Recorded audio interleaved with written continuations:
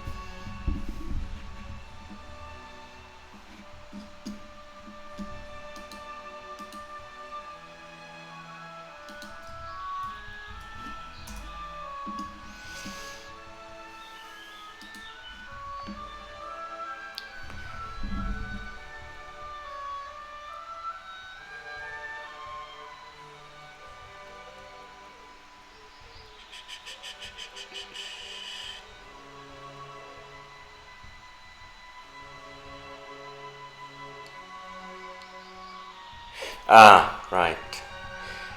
Hello.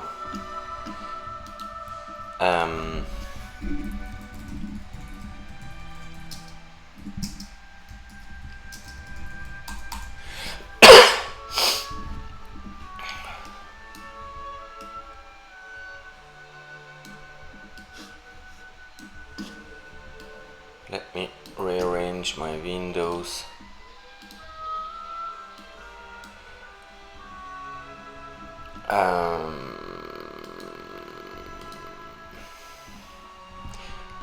Few seconds, 50 seconds to go. Hello Christoph, hello.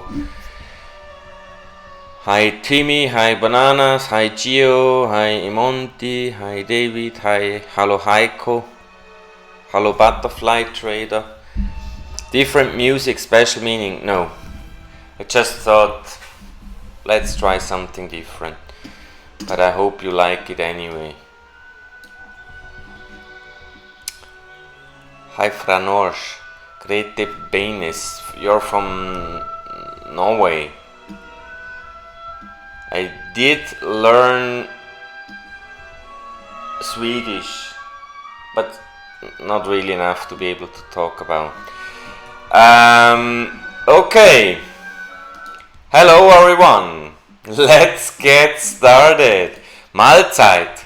Ich habe schon gegessen. I have eaten already. Today I wanna cover two topics. One is that basically I've been talking about that with some colleagues at work today, and the topic is, I mean, you know, many people still think XRP cannot go to over $1,000 because there is not so much money in the world, market cap, blah blah blah blah blah blah. The market cap thing, I think we debunked quite enough throughout last year that it's just a formula. It really has nothing to do how much money flows into XRP. It's just price times coins, amount of coins. Okay. Now another argument from those people not believing XRP could go that high, it lies in the fact that they think too many millionaires would be created. And I did a little research on that, and I tweeted that today, and I found an article from CNBC. In 2017, just in US, 700,000 new millionaires popped into the whatever scene. 700,000 just in US within 1 year. Now in that tweet I tweeted today, I put a little table showing roughly how many accounts have how much XRP or more. There is only 300,000 accounts which have more than 1,000 XRP. There is only 127,000 accounts which have more than 5,000 XRP. There is only 84,000 accounts which have more than 10,000 XRP. Only 41,000 accounts which have more than 25,000 XRP. 23,000 accounts have 50,000 or more XRP. 16,000 accounts have 75,000 or more XRP, and a mere 12,000 have 100,000 or more XRP. So you see, even okay, I mean, many people would be a little bit more than just millionaire, multimillionaire, 10 times millionaire or so, but the number is still very small. So that's, I think, also an argument which we cannot really apply. And another thing really important I want to talk about is you really have to understand Hyperledger and R3 Korda. And the reason why I'm talking about, I hope most of you remember my sarcasm video I did about that. Most people go crazy when they hear R3 Korda or Hyperledger, when as in fact 95% of the and also the same was actually true for Blue Sally, and the fact is that most of those news going around regarding R3 Korda do not relate to the Korda settler, which uses XRP directly. They do not relate to that directly. And the same thing with Hyperledger. Hyperledger Quilt, the ILP component. It's not that every Hyperledger application will use Hyperledger Quilt. You can build on both platforms, R3 Korda and Hyperledger. Just an example, an identity blockchain. Why would you what would you settle with an identity blockchain? Trade finance, okay, usually there is a payment in the end, but that could be done on different rails. But usually trade finance is just the paperwork, the paper you need to show at customs and stuff. And there is many other, when you go to the R3 Korda website and look, they have quite good information there, like fact sheets and everything. On the main Korda platform, you do not even see anything about the settler. The settler is just one component, and the settler itself is not blockchain technology. It's kind of like a standalone application which same as in Ethereum blockchain, those Korda blockchains are kind of within a framework, and they can kind of call the Korda settler, but the Korda settler is basically a standalone application. You do not need anything going on a blockchain on Korda. I mean, basically when they say they can connect to Swift and use GPI. I mean, I really don't see where an actual Korda blockchain would play a role. So that was really, I needed to get that off because I really had quite a heated discussion with a guy who insisted that Korda does settle. Korda doesn't settle. Korda is a framework. Within that framework you can have different blockchains, identity blockchains, supply chain management blockchains, blockchains which are interesting for the industry as such. Could be KYC blockchains, whatever. It doesn't, not every blockchain is about payments, and some people do think that. It's correct that those who will be using the Voltron blockchain, the one which is about trade finance, once the Korda settler establishes as a main, component, and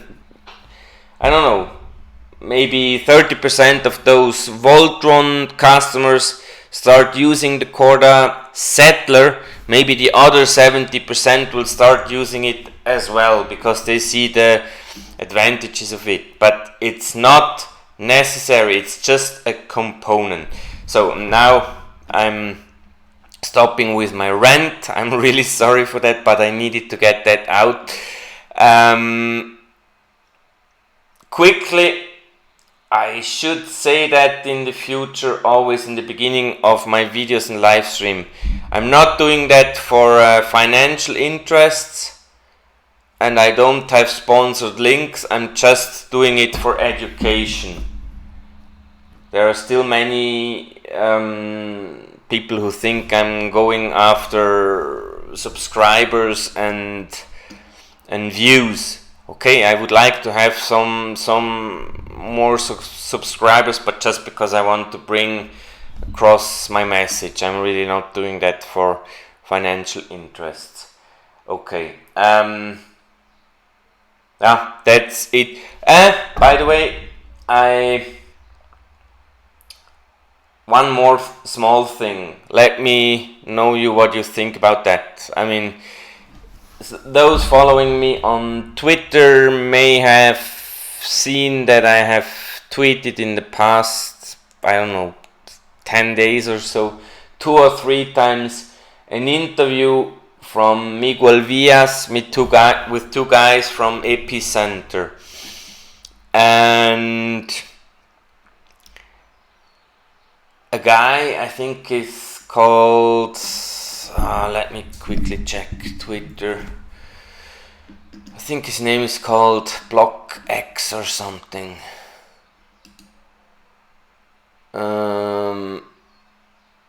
Hold on.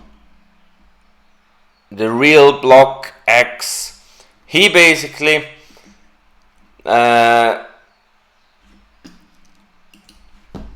proposed to me to make kind of a summary video of that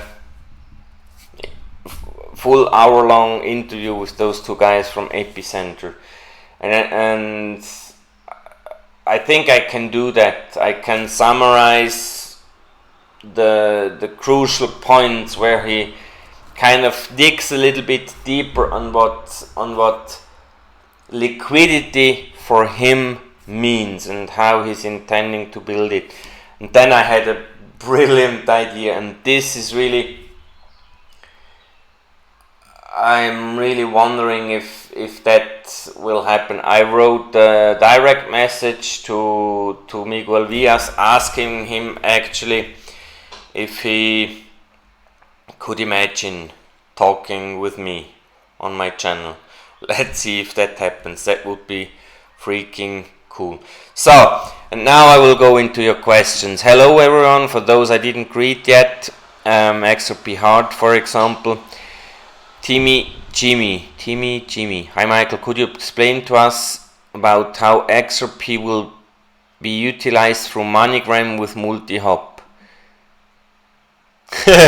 That's, I mean, just the fact that you're asking that, Timmy.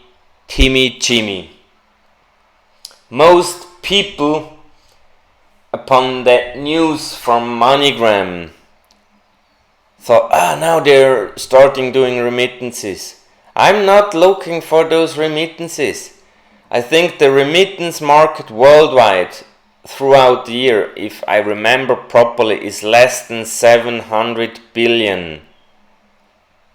SWIFT, at least to my old figures I have been told. Now in the past few weeks I'm a bit confused because they report 80% of traffic already going through GPI and only having a daily volume from 600 billion or so. So that confuses me a little bit. But anyway, I mean, even if it's just 600 billion a day, then the payments market, the high value payments market, would still be about 365. How many days does a year have? 365 days or times larger than the remittance market. So the remittance market is basically nothing. And now coming to your question, Timmy. The nice thing which Xcurrent 4 brought, and Xcurrent 4 was being released end of September last year, and they immediately started migrating existing Xcurrent versions. Obviously, some people understood after a tweet from David, I think about 2 months ago, that they only now started to migrate. Why would they wait 6 months to start migrating? For sure they have been migrating from the moment it came out. I mean, how stupid is that? He didn't say. That's the problem. People always do some stupid interpretation. Also with that video, an interview he was been giving, I think, let me quickly check on YouTube. I think it was something, it was not that hour-long video at SXSV. It was a video, may I find it?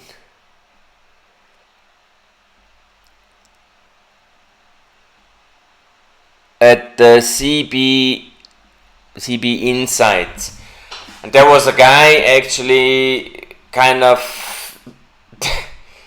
doing a video about that interview. Maybe I can actually send you the link to that, can I? Copy link. And that guy was so stupid, he basically wrote, now all my arguments have been confirmed. Ripple is having problems, blah blah blah, banks don't want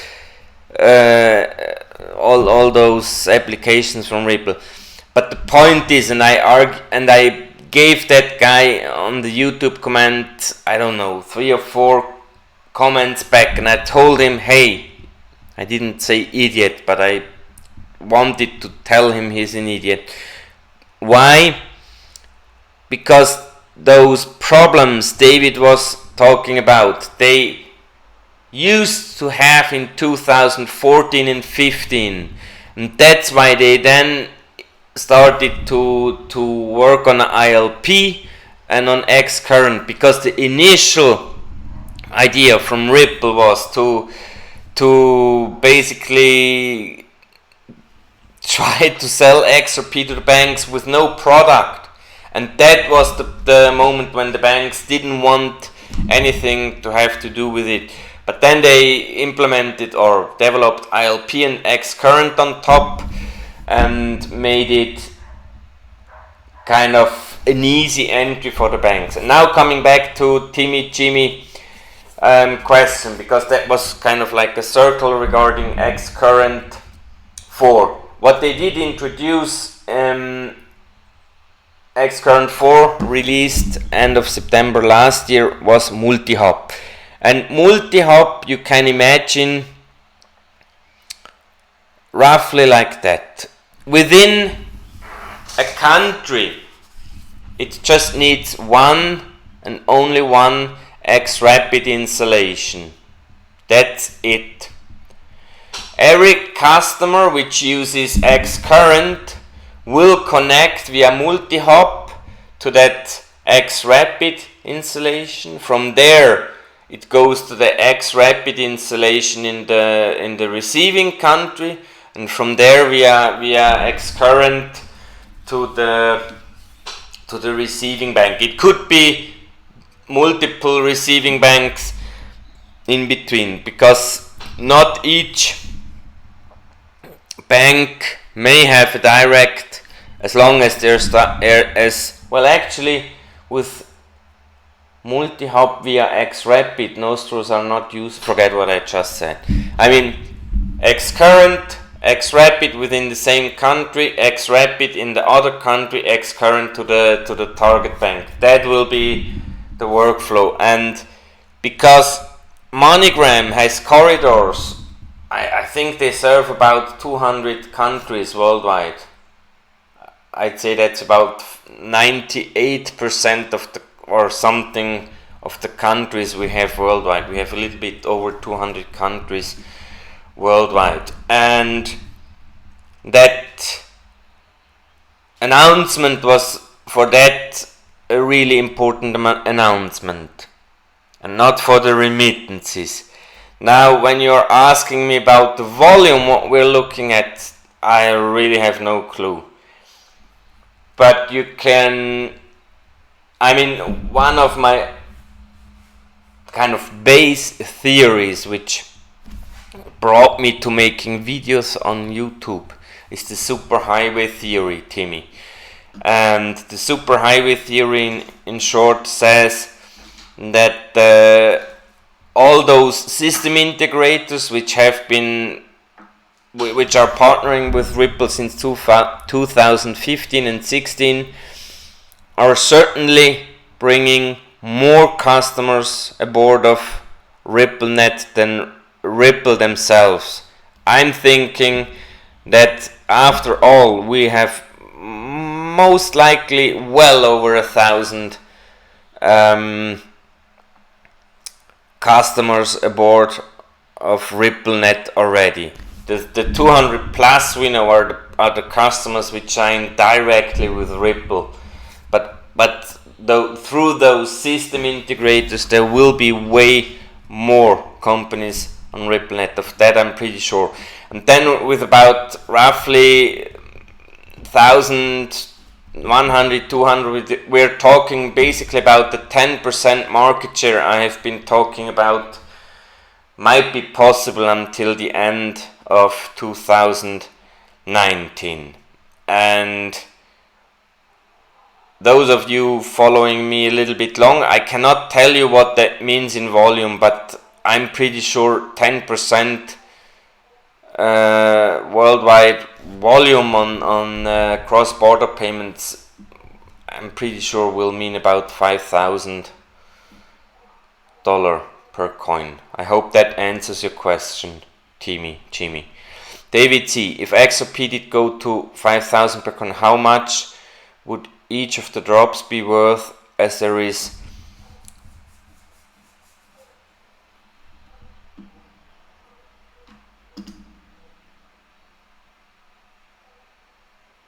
well, I mean,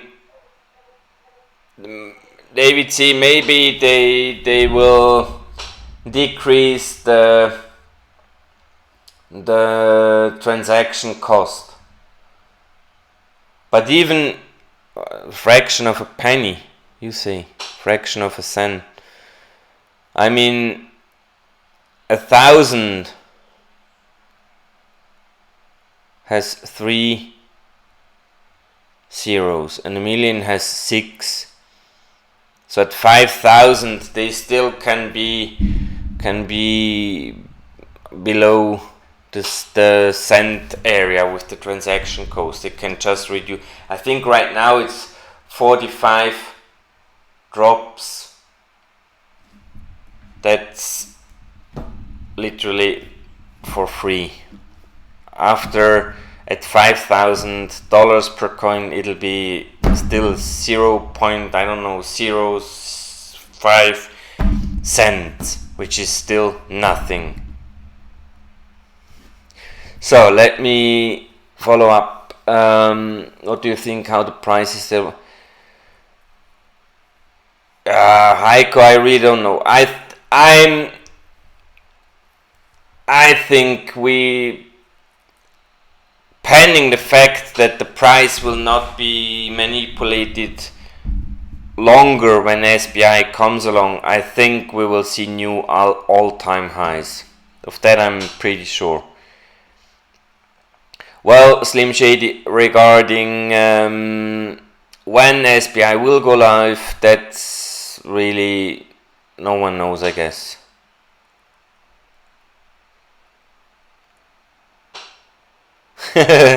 Interesting fact, Slim Shady, the volume.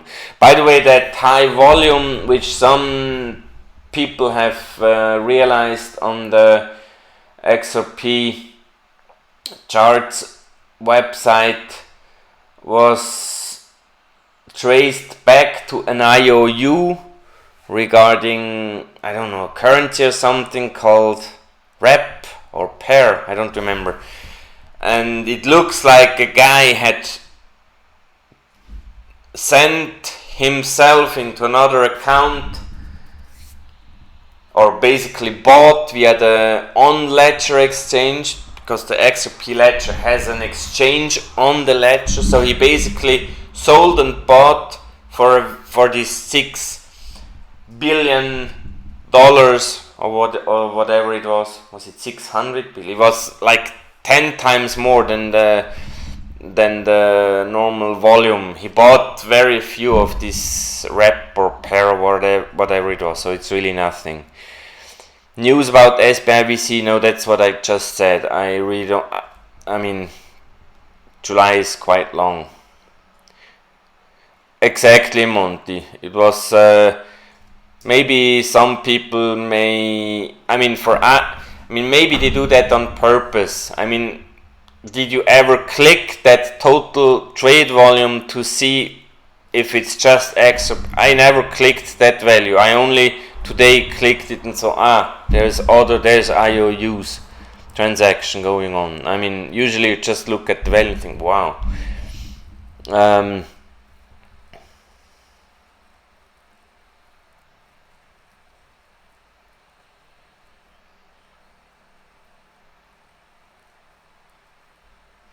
Exactly. Geo, might be that the Korda Setter is a Korda app, but I'm pretty sure it's not a blockchain. Maybe it's a standalone Korda app. I really don't know too much details about their framework. Fact is, Korda is a blockchain framework where you can build your own apps upon, and maybe this Settler is one of these, but you can also build other blockchains on that. So, show. Slim Shady will come to Switzerland when we go to 1,000. Did I miss some? Hold on.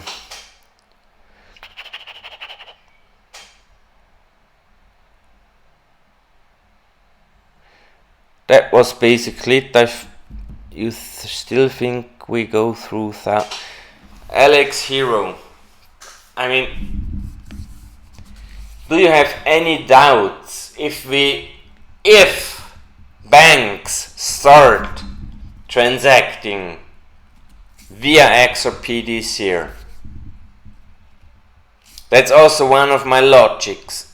They will not want to check on each payment. May I send that through XRP or not? Will I move the market or the price respectively or not?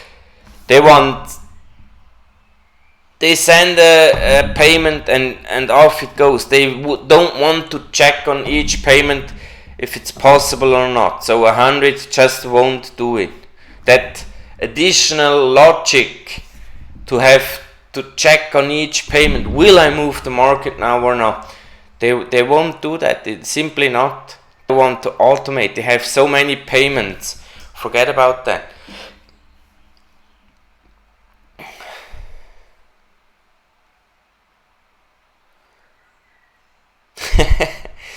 Mr. Penguin, I'm interesting question regarding this stablecoin and other central bank digital currencies.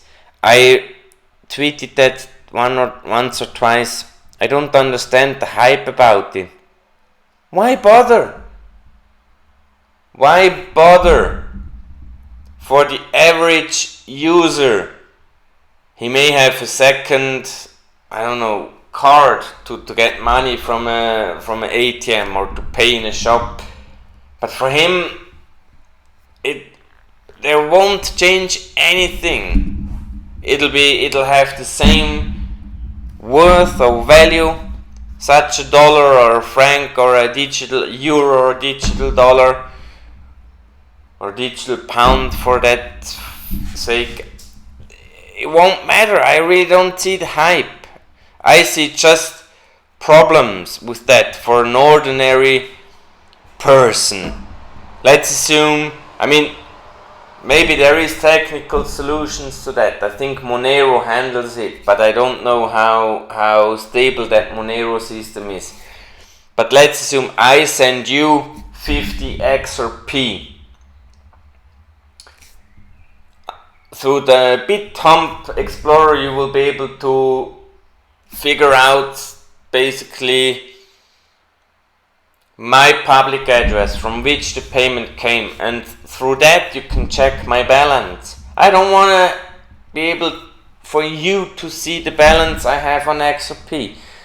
Let's take the example, your neighbor, I don't know, cleans your car and you give him, I don't know, $5 or $10 or so, and send that to him via this central bank digital currency. If he could then after that transaction see my balance, I would be pissed. And so far I really don't know yet if there's a technical solution to be able to prevent that 100%. And but even if each country brings central bank digital currencies, I really don't care. It'll have the same value as your normal fiat, and the handling will be no different. I tweeted that this week. I have 2 use cases where I still use cash, and everything else I pay by card. Some parking, I don't know, those machines where you have to throw in coins. You have to throw in coins. They not the newer ones accept cards as well, but some older ones still require you throw in coins. That's one use case. And at work we have kind of a card we can load for with money, so I can go to the restaurant and pay for my lunch. And that machine doesn't yet accept card payments. So for that's the 2 use cases. Everything else I pay by card anyway. So for Joe Average, nothing will change. I really don't see. I don't understand. Please enlighten me. Why do I need to be hyped over central bank digital currencies? I don't get it. I really don't get it. Heiko Everhardt, because I had and I still have enough social contacts, and honestly speaking, I was in 2 larger Telegram groups, and there's so many idiots there. And when I mean, like literally every day I almost freaked out by the stupidity they were posting, and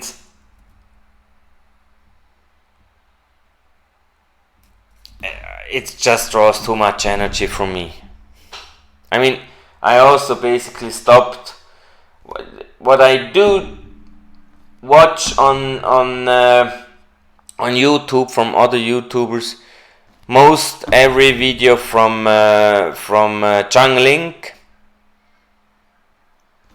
Once in a while I check a video when it's recommended from a digital asset investor, but he's like a hamster in his wheel. He's kind of repeating himself. That's why I stopped listening to him. But once in a while I'm recommended a video from him, so I watch it. And just recently I gave him thumbs up on one of his videos. The same happened with Crypto Eerie. Actually, through that's actually a video I can recommend to everyone. The last one from Crypto Eerie, where she talks about market making, basically, and she explains it differently than I did in my 1 or 2 videos I made about market making and market taking.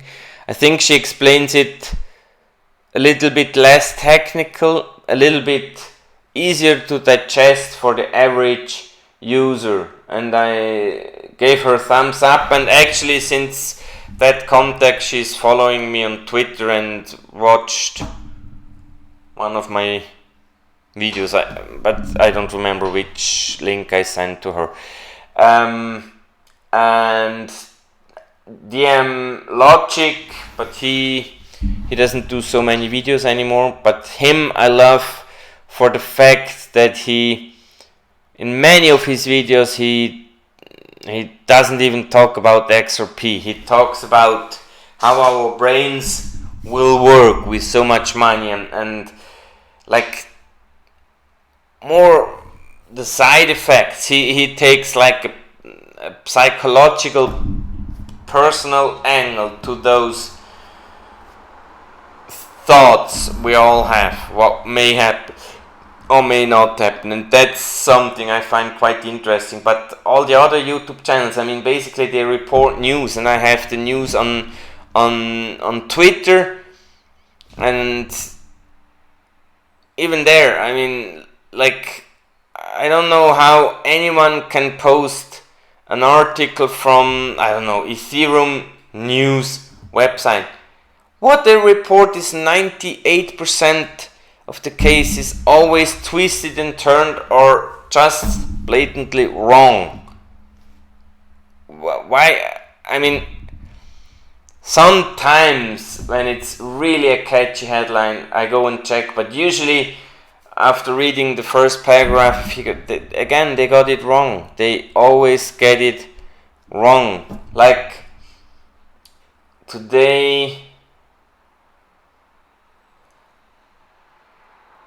there was this video I was talking about before with David Schwartz from CB Insights, where he gave this honest answers, but the answers were kind of to a scenario years earlier, 2014, 15, maybe 16, early 16, some in that area. And there was that guy making a video about it, and there was some German crypto news sites which created an article about that video, telling, banks have problems with Ripple, blah blah blah. They don't get it. It freaks me out, and that's the reason why I basically, I think the interesting discussions I do have here on the chat with you guys when it's not every time, but sometimes it's like a ping pong. I play a ball to you and you play it back to me, and with some people on Twitter, but it's literally only only a handful. I mean,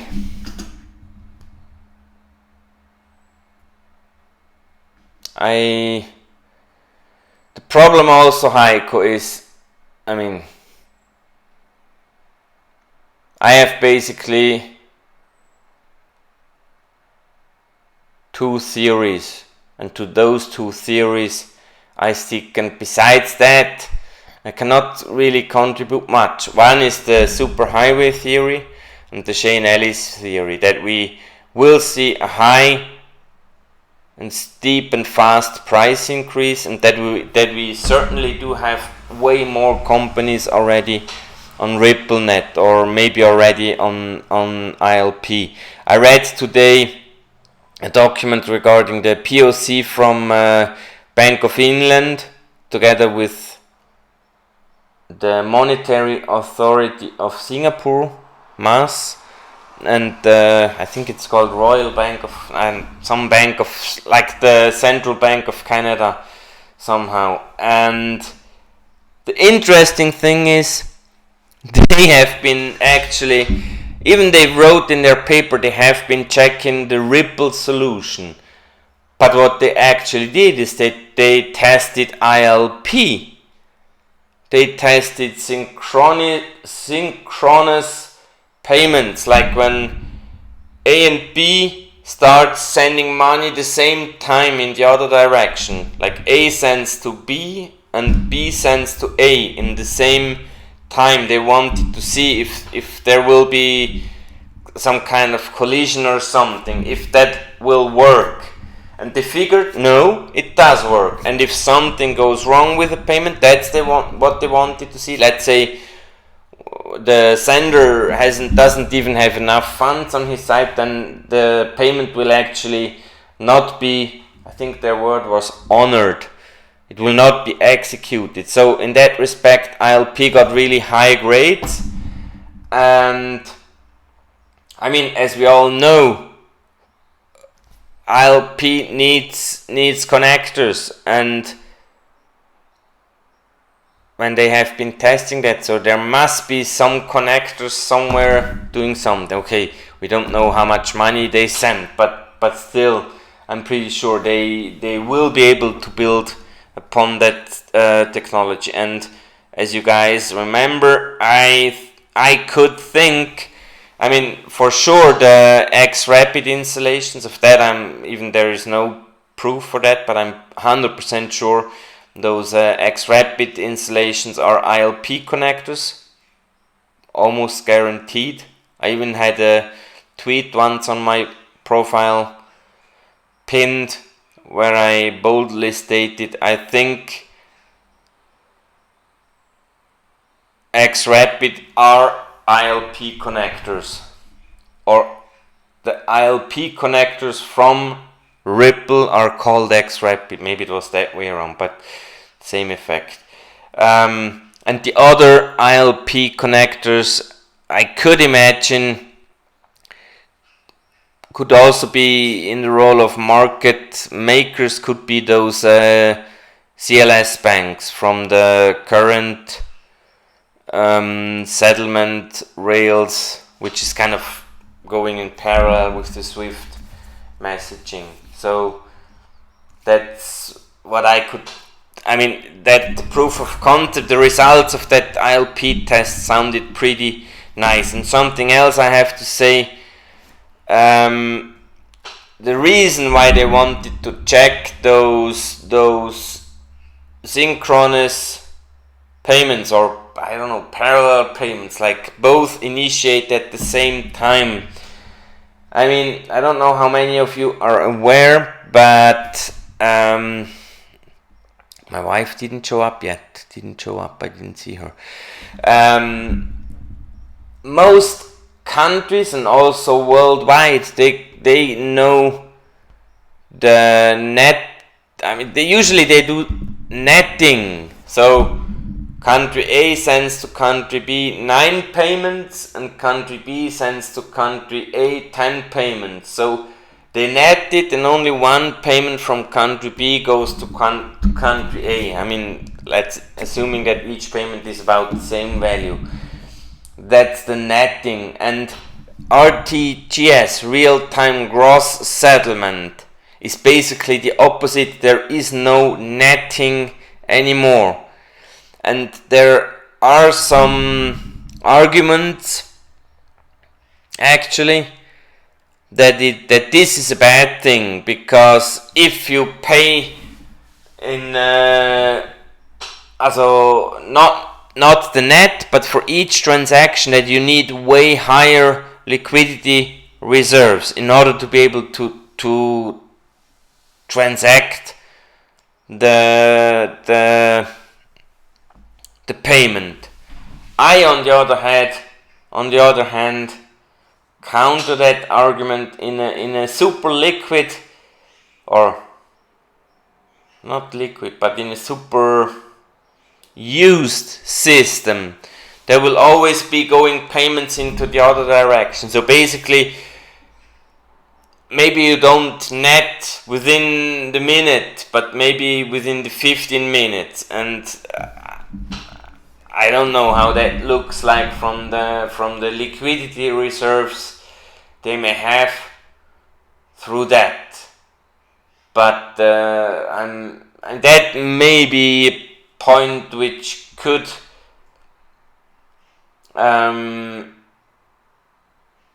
prevent freaking huge payments, like 1 billion payments to go through ILP or RippleNet. That I really don't know, but I wouldn't find no one who could answer me on that. So let me go back to the questions. I was talking about the Swiss XRP Telegram. I'm not interested in more contacts about my YouTube preferences. We will transfer via apps that don't. I'm on to the problem is the only crypto I figured which maintains privacy was Monero, and if that's a system which is 100% bulletproof, I don't know. So far I only know systems where the ledger is a public ledger, and as soon as you send a transaction or initiate a transaction, your public address will be known and anyone will be able to see it.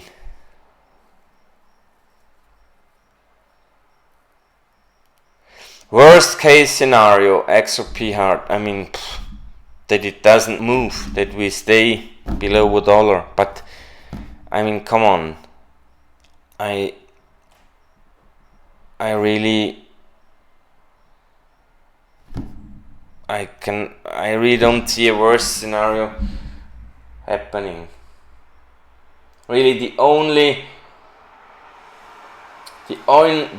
thing, and that's something I did never think about because I'm not knowing too much about bank financials and stuff, is that the old system, the netting system, basically reduced their liquidity requirements because they only needed to move the difference of what went out and came in.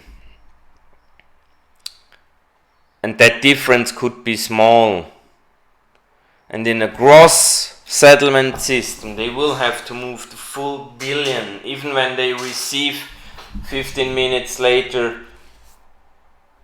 980 million back. But the moment they send the billion, they need that billion. And that might be something which could be a problem for those freaking huge payments. But this is really something I don't know. But even, I mean, my calculations are even fine with 50 million payments, and I think to 50 millions we're not really talking about liquidity problems.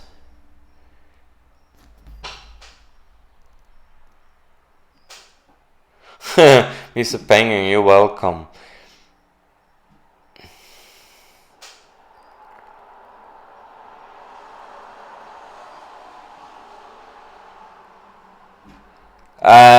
User 77836, the MoneyTap application in Japan. That's I had the same reaction, that it's a kind of a domestic payment system. However, I have heard, unconfirmed, but I have heard that Multihop will be able to send money to some nearby countries, Thailand, Philippines, maybe Korea.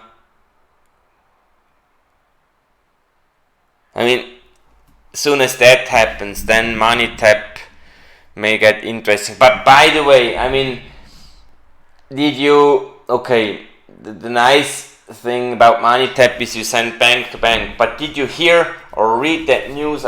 Coming back to MoneyGram. MoneyGram offers sending money not from but to 2 billion banking accounts worldwide. 2 billion banking accounts worldwide.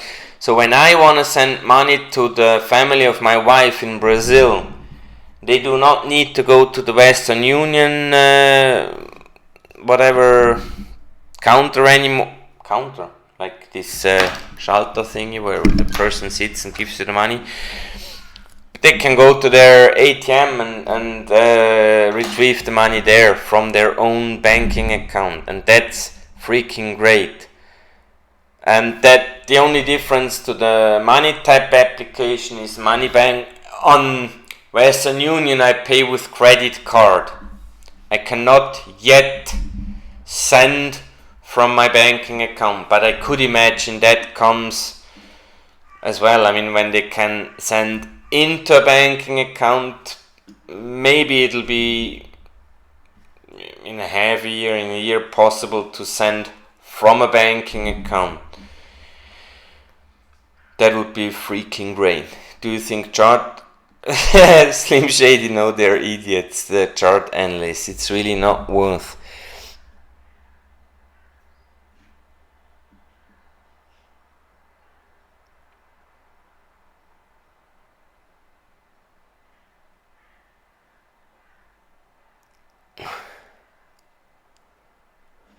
Comedian Chuck Reel, behind you, Mike, makes all the sense in the world. You think I'm talking no bullshit? Is that what you want to say?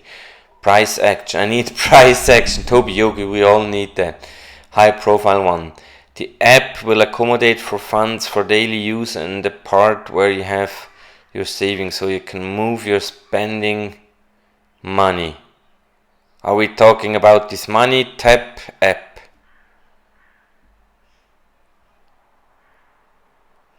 He's working on Multihop. Is there, Rohit Kumar, is there any relationship between market cap and volume for the price rise? Hello Sonja Minilieb, that was my wife. I need to send her a kiss. Is there any relationship between market cap and volume for the price rise or XRP, or is it directly proportional? Well, market cap and price rise is directly proportional. The higher you have 10 items at $1, so market cap is 10.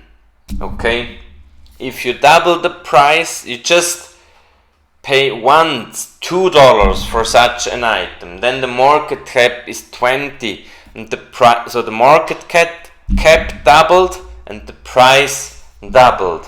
Okay, if you however pay $10 for such an item, the price is 5 times higher, and also the market cap is 5. So this is direct proportional. Volume, we cannot say that. It could be one of the items being bought at $2, 5 of the items being bought at $2, all of the items being bought. There's really, from the volume you can make literally no conclusion. Usually, but this is not, you cannot deduct from that, you can just see it as a result. Usually when we have high drops or high rise, the volume increases because many people sell, which gives volume, because on the other side of the seller there is always a buyer, and when the price goes up through FOMO, many people start buying. Now I can finally get in, now it's worth, and then okay, that's usually on those extreme volatility sides we see higher volume, but it's not in any kind of relationship where you could deduct something regarding price, really. No. Hi Stuart, long time no see.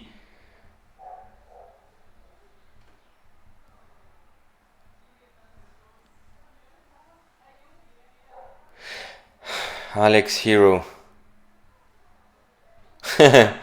Again the $100. I really don't know when we pass $100. I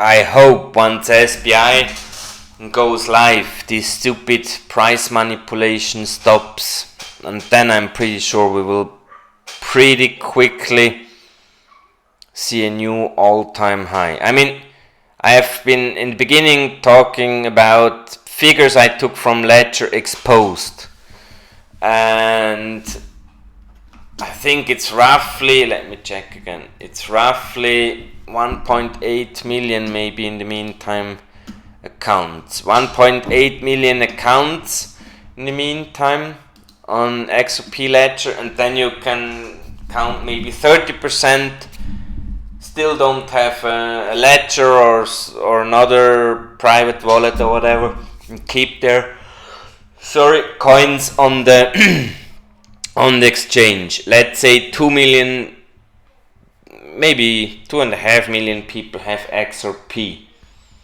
And in Japan we talk about the potential market of 23 million customers from SBI. If just 10% of those guys buy crypto, and I'm pretty sure about 60 or more percent of those will buy XRP.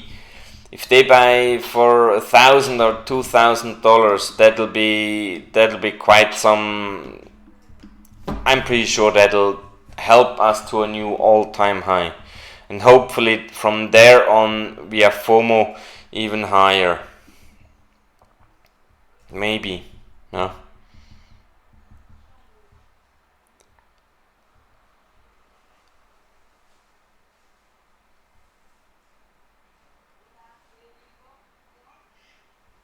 Market cap was never XRP's market cap never. Actually, I made a video about that. Check my videos. Market cap. I made 2 videos about it because one wasn't enough for the people to understand. Market cap is just the formula, coins or assets times price. It doesn't say nothing about inflow money, about outflow money. It's just the price. It doesn't say anything about volume. Literally no clue. Okay? So, last question before we stop for today. And from my side, my last comment, I think you can expect a summary video from me about that interview Miguel Villas gave to those guys from Epicenter. Even though nice for Lagarde, but I don't see how that should directly help XRP. Actually, I think she would, because I'm pretty sure she's quite a big fan of ILP. and this XRP as bridge currency. So in my opinion, I think she should stay where she is now, because there she can influence the whole world.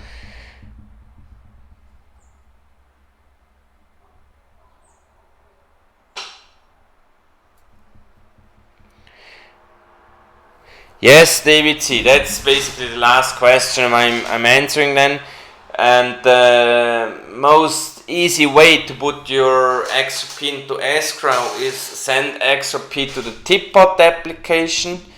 And then I don't know if there is a help functionality, but you can definitely send on Twitter a tweet asking someone to help you to put from Tipbot to escrow.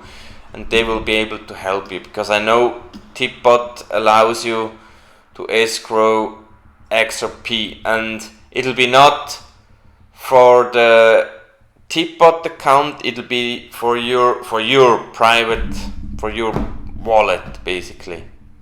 Kein Deutsch heute, nein, Deutsch ist Donnerstag.